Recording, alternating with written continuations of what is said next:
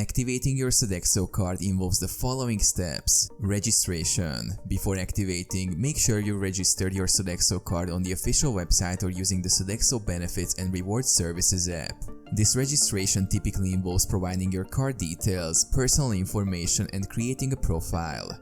Activation. To activate the Sodexo card, you will usually need to call a specific activation number provided by Sodexo. This number is often printed on the sticker attached to the card or within the materials provided when you receive the card.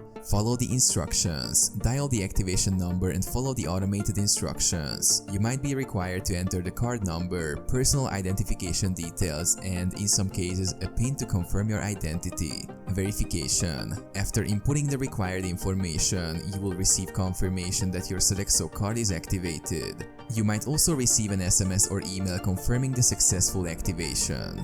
Usage. Once activated, your Sodexo card is ready to use. You can start using it at affiliated restaurants, retailers, or for specific benefits as provided by your employer or the issuer.